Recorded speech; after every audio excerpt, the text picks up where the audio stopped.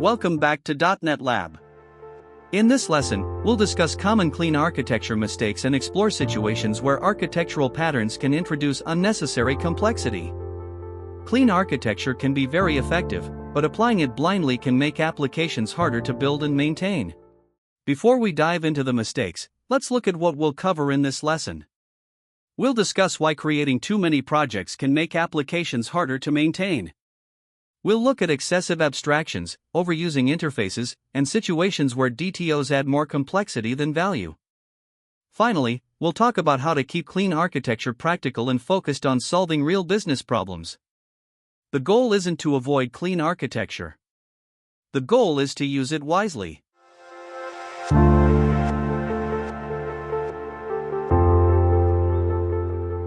Clean architecture separates concerns into layers and helps create maintainable and testable applications.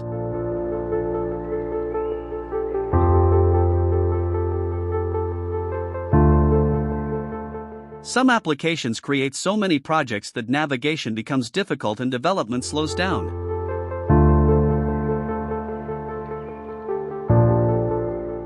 Interfaces are valuable when they provide flexibility, enable testing, or support multiple implementations.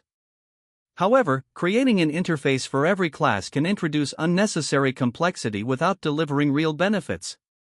Before creating an interface, ask yourself what problem it solves. If there is only one implementation and no need for abstraction, a concrete class may be perfectly sufficient. Creating dozens of DTOs for simple applications can increase maintenance costs without providing much value.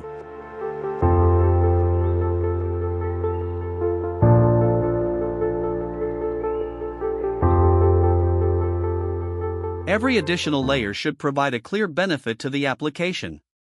Layers can improve separation of concerns, maintainability, and testability, but they also increase complexity.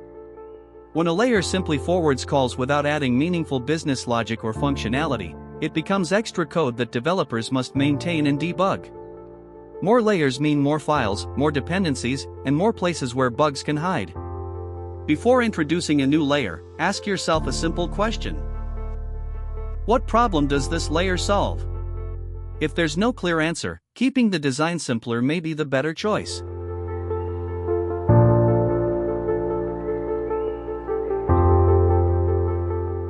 Now imagine. A bug comes up. A user reports, the order total is incorrect. Where is the bug? You now have 6 places to investigate.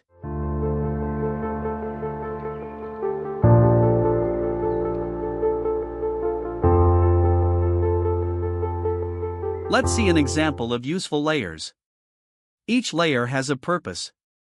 Every layer adds value. For many applications, a simpler architecture is easier to understand, test, and maintain.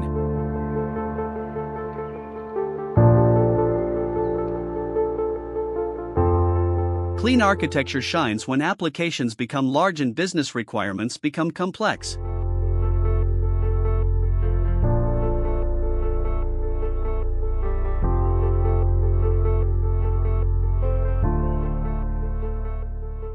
Let's quickly recap what we learned. Avoid adding complexity unless it provides a clear benefit. Use abstractions and design patterns to solve real problems, not simply because a framework or architecture guideline suggests them. Keep your architecture practical, maintainable, and appropriate for the size of your application. And remember, simplicity is often one of the most valuable design decisions you can make.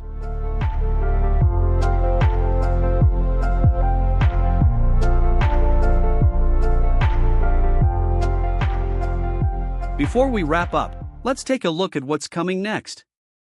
In the next lesson, we'll explore the unit of work pattern and discuss when it is useful in .NET applications.